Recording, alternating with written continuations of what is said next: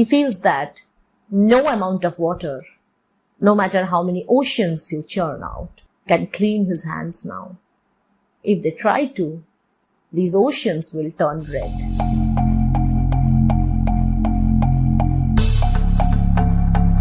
Hello everyone, welcome back to Nibblepop. Today we are going to look at the most emotionally charged scene in the whole play of Macbeth. We are going to look at the second scene of the second act. As a part of the rising action, we will see how Macbeth and his wife orchestrate the murder of their guest, of their king, of their father figure, Duncan. How they break the bonds of faith, how they break every claim of goodness on their souls. Stay with me till the end of this video and I will take you through these beautiful and remarkable lines of the second scene of Act 2 of Shakespeare's Macbeth.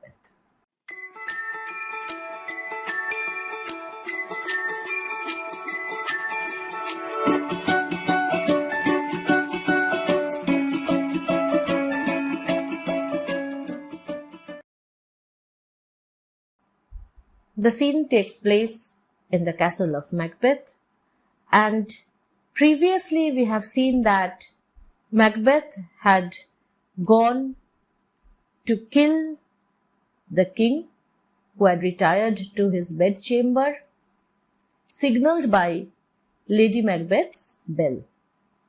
And Lady Macbeth was supposed to drug the guards who were guarding the chamber of Duncan and confuse their senses. In this scene, we will first see how Lady Macbeth is feeling right now. She doesn't know what is going on in the chamber of Duncan, and she is feeling so restless, not knowing what is happening with Macbeth and Duncan.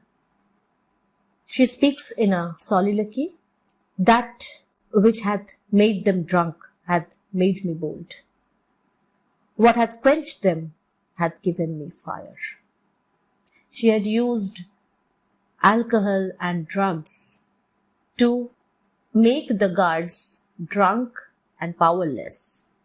And while doing that, she had taken little amount of the same thing, which has made her feel bold. So she is taking help of the same drugs which have turned these guards powerless to become powerful. "Peace!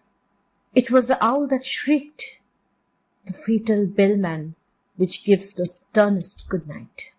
Earlier she had talked about the raven, and now she's talking about the owl. All these nocturnal birds, all these dark creatures, dark through popular imagination, are all making her feel jittery now, and she is feeling more and more restless. The owl is referred to as the fatal bellman. Bellman here means the person who rings the bell. And here, the owl's shriek is like a bell for Duncan's death. He is about it. The doors are open, and the surfeited grooms do mock their charge with snores. So the guards of Duncan's chamber, the grooms, they are all surfeited, they are spent, they are wasted because their senses are not working anymore, and they are mocking their duty, their charges with snoring. "I have drugged their posets, that death and nature do contend about them whether they live or die." So they are so drunk that it's hard to tell whether they are living or dead. And then we hear Macbeth's voice. We don't see him on stage yet, so something is happening off stage. "Who's there?" "What? Oh!" And Lady Macbeth also hears this. "Alack, I'm afraid They have awaked and it's not done. That the murder is not committed. That these guards have woken up and Macbeth could not kill the king. This is what she's afraid of. The attempt and not the deed confounds us. Hark! I laid their daggers ready. He could not miss them. So she had prepared the daggers of those guards so that Macbeth could use those daggers. Because only if he used those daggers, the blame could fall on the guards. Then why didn't she do it herself? The situation was optimum. The guards were senseless. She had the daggers. Duncan was asleep. Then why couldn't she kill him? And then she answers us. Had he not resembled my father as he slept, I had done it. So she couldn't kill Duncan because he looked like her father. And she was talking about being unsexed, being devoid of every human compassion. And there she is, completely crestfallen that she has not been dehumanized. She could not shake off her humanity. She could not kill Duncan, no matter how strong she shows her outward self to be. Her innermost core is so vulnerable, so fragile. And that is revealed in moments like this. And we will see many more moments where her inner soul peeps through her outer exterior. And she sees her husband coming. My husband, I have done the deed. Didst thou not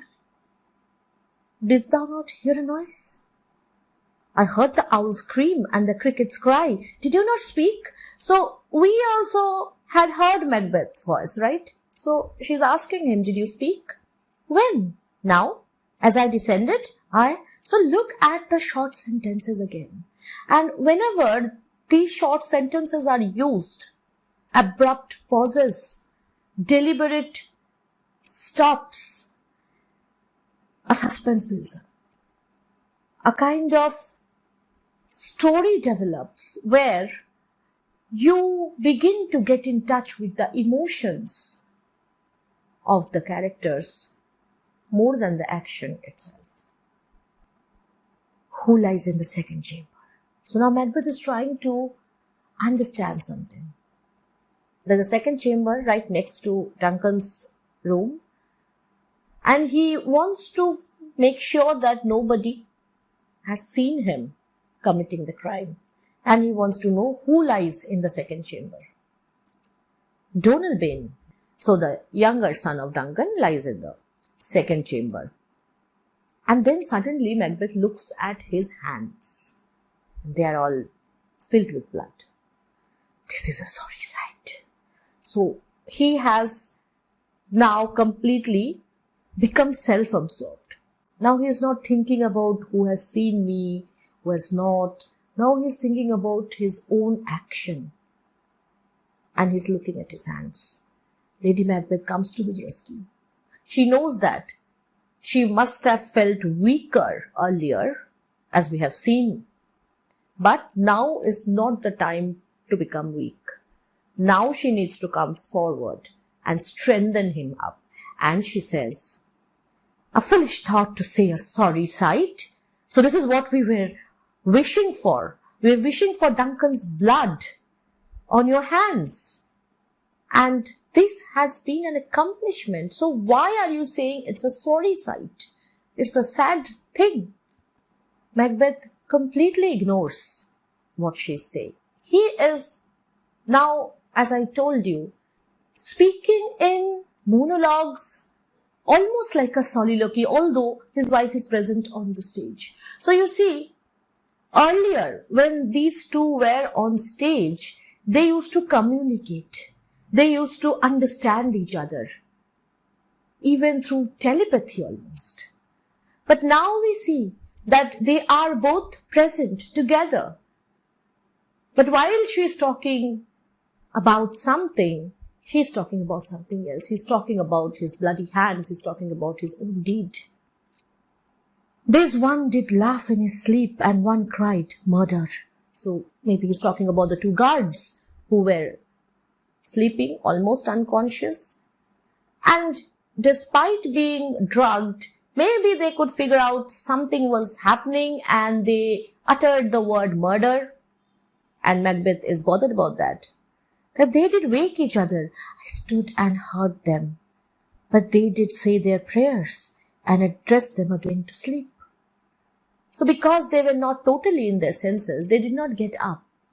Maybe they saw the murder, but they somehow felt that they were dreaming and they went back to sleep. And most important is, they said their prayers. Their souls are clear. Lady Macbeth is trying to give him some practical words here. There are two lodged together. So there are two guards. So yes, maybe they spoke to each other and fell asleep again. What's so unusual about it? Macbeth continues with his pseudo-soliloquy.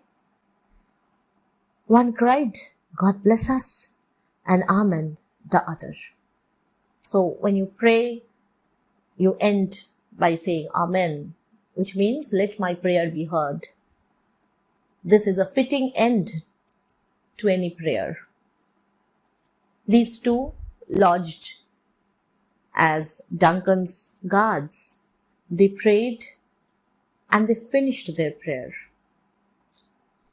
And it is customary, whenever a person says Amen, the others present should also say that, which means you participate in that prayer. You become one with God, just like the person who is praying. But Macbeth could not. And what happened to him? As they had seen me with these hangman's hands, listening, their fear, I could not say Amen when they did say, God bless us. So he could not participate in that moment of redemption, in that moment of being one with God, because he, at that moment, was a fallen man. He had chosen to be the fallen man. Consider it not so deeply. Lady Macbeth knows that these kinds of thoughts will lead to disasters, and she wants to divert his mind. He is not going to divert his mind right now. But wherefore could not I pronounce Amen? So why couldn't I participate in that prayer of forgiveness? I had most need of blessing. And Amen stuck in my throat. Obviously, if you are so guilty on so many levels, how can you even pretend to be praying? He has gone beyond the limit where he can even seek forgiveness. He has crossed that line and he still doesn't realize it, baby. These deeds must not be thought after these ways, so it will make us mad. Underline these words, because these lines are going to haunt us later, and we'll see that, yes, these deeds are thought after these ways and they do make you mad, because they will make Lady Macbeth quite mad. But we'll come to that later. We are in no rush right now. Lady Macbeth tries to be the voice of reason, but Macbeth feels that he is beyond reason now. Methought I heard a voice cry, sleep no more. Macbeth does murder sleep, the innocent sleep, sleep that knits up the ravelled sleeve of care. He has not only just killed a king, he has not only just killed his guest, he has killed a man who is defenseless, who is sleeping. And that is a crime, no matter who that man is. And in committing that crime, Macbeth has not just betrayed Duncan, but he has betrayed the beautiful experience of sleep itself. And then he goes on talking about sleep as if sleep is a person. And this personification is going to be the defining factor in his near future, because sleep will be something would really crave for and would not have. And he knows that. The innocent sleep, sleep that knits up the raveled sleeve of care. When you spend a whole day worrying about people, through a lot of tension, through a lot of care, then your soul becomes wrinkled like a cloth. And sleep comes and it irons it out. And you become a fresh person the next morning. So sleep becomes the person who revives you. Knits up the raveled sleeve of care, so it sews up the torn and tattered soul after rest. The death of each day's life. Sleep is like death. Is comparing life to the living moments of the whole day and sleep to death. Why? Because just after death, you are reborn, fresh. In the same way, sleep revives you. Sore labor's bath, when you are working hard, it heals you. Sleep heals you. Balm of hurt minds, great nature, second course, chief nourisher in life's feast, and he goes on blabbering. As if his wife is not even there, and his wife is feeling very nervous about it. And she says, "What do you mean?" Still it cried, "Sleep no more. To all the house, Glamis hath murdered sleep." So right now, it's not about killing another man. It's about killing your own life. It's about killing your own sleep. So it's a personal tragedy from this moment on. It is no more a tragedy of Duncan. It has become the tragedy of Macbeth. This is the point where Macbeth becomes his own victim. Glamis hath murdered sleep, and therefore Cawdor shall sleep no more. Macbeth shall sleep no more. And he doesn't use the word king here, although this sentence should read that the king shall sleep no more because he is going to be the next king, but he does not want to mention that at all. He's feeling so guilty about it. Lady Macbeth wants to make sure that somebody was a witness or not. Because when Macbeth says that, there's a voice which called these things, Macbeth hath murdered sleep, Glamis hath murdered sleep, all these things. Macbeth being an imaginative person, Lady Macbeth feels that maybe he imagined these voices. But she wants to make sure that there were no witnesses actually there. So she asks, who was it that thus cried? And then she wants to make Macbeth at least look normal. Why, worthy thane, you do unbend your noble strength to think so brain-sickly of things. Get a grip.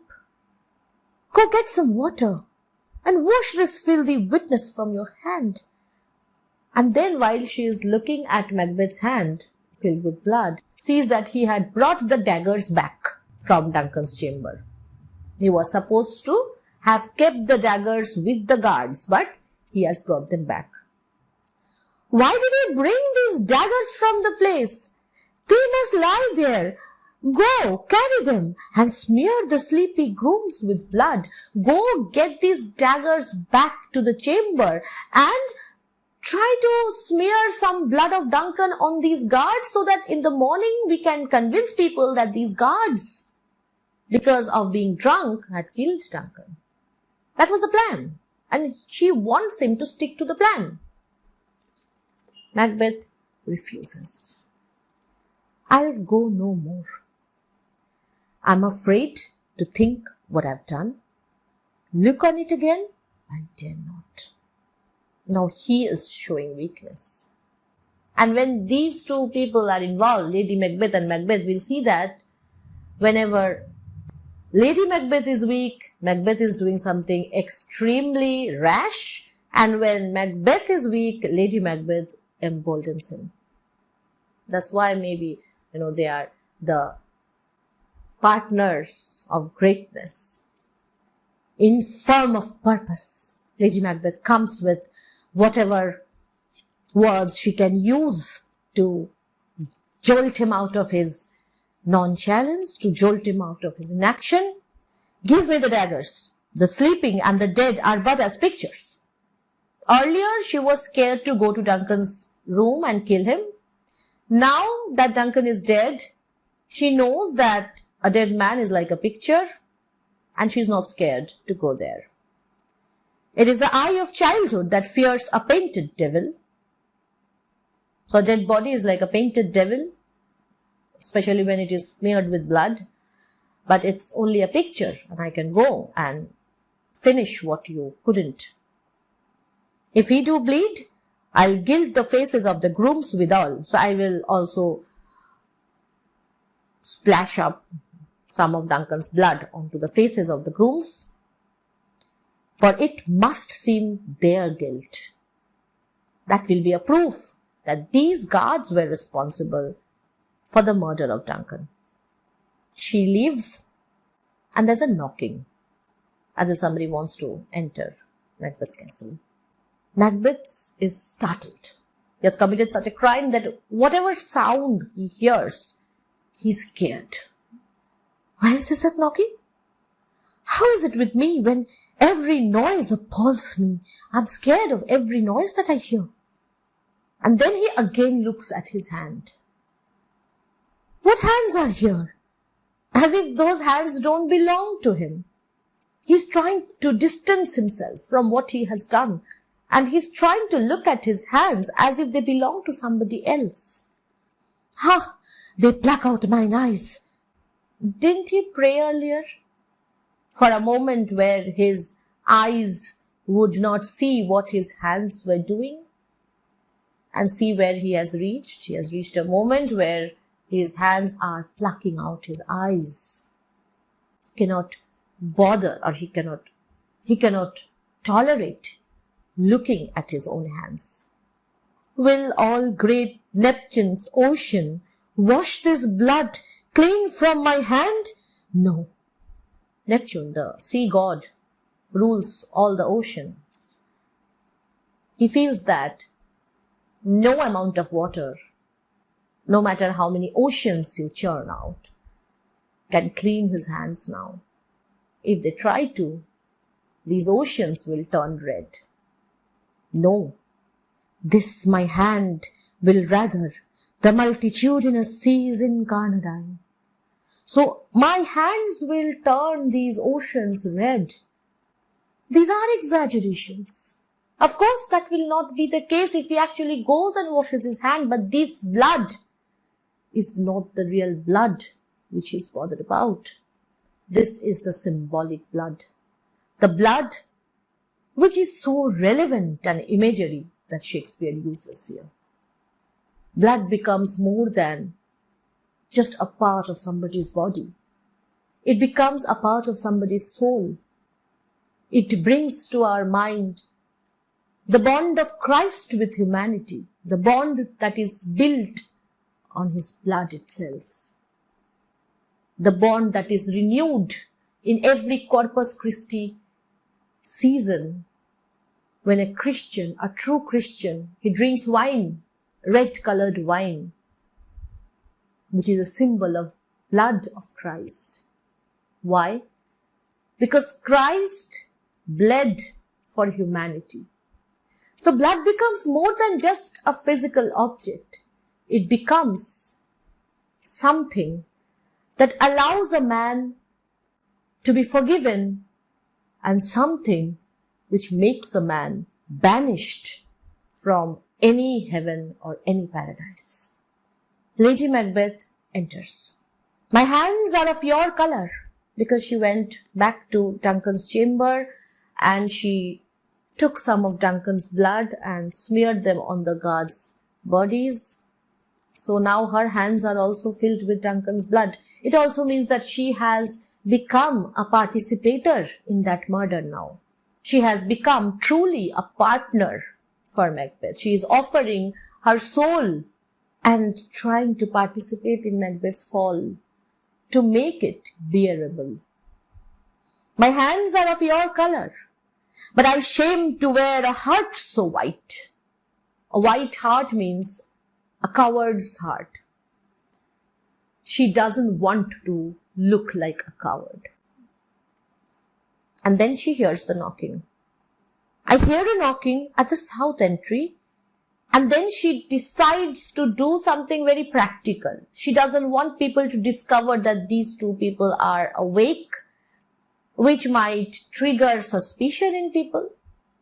So she wants to go back to their chamber. Retire we to our chamber.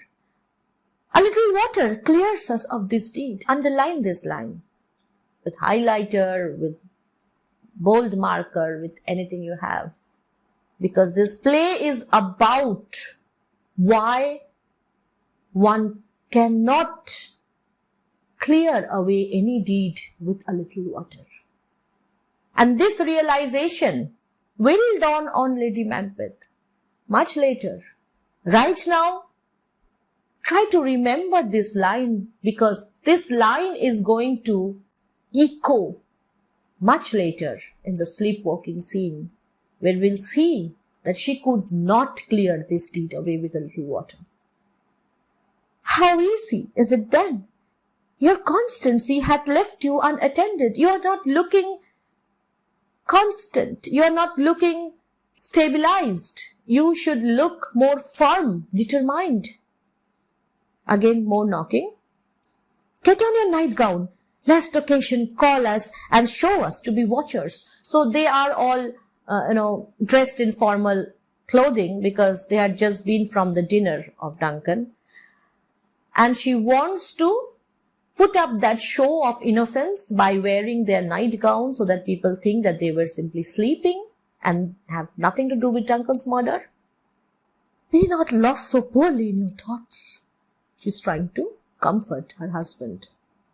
To know my deed, it were best not know myself. See what I told you? He wants to distance himself from what he now sees himself to be.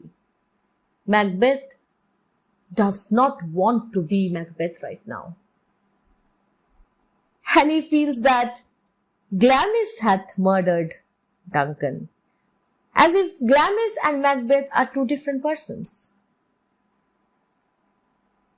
And when he hears more knocking, he says, Wake, Duncan, with thy knocking, I wouldst thou couldst. The same guy who had said, just in the previous scene, what had he said at the end of the scene? Hear it not, Duncan. Right? The bell of Lady Macbeth. He didn't want Duncan to hear that bell and wake up. He did not want the stones to give away his location, to prattle. He prayed for silence so that Duncan could sleep on, and now he wants Duncan to wake up. This is a moment of regret. But what he does with his regret, does he do the right thing, which is a difficult thing, or does he take the easy path? We will have to wait to know more. I can promise you the next scene, which is also called the Porter scene, is going to be a revelatory scene for you. It will give you a revelation and will make you understand Macbeth more than any other scene in the play.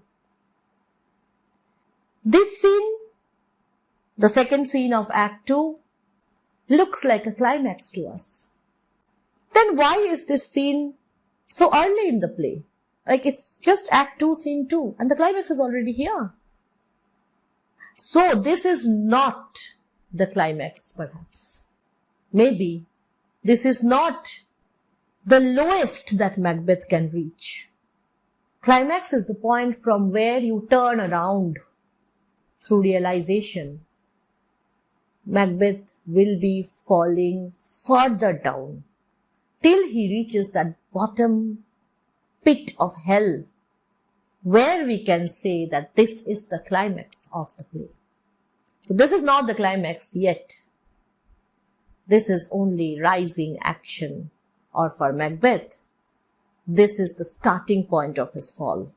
I hope you liked the lines, and I would strongly suggest you to actually watch any movie adaptation of Macbeth, and my personal recommendation is Roman Polanski's version, because that man has simply recreated poetry with Macbeth, and these scenes which he had reproduced in his movie Roman Polanski, these scenes will haunt you even after the movie ends. So if you can spare 3-4 hours, it's like 3 hours, I guess, go and watch Roman Polanski's Macbeth. Many of you will not need my lectures after you watch that. And if you think you can add to what I have explained in this scene, please write in the comment section.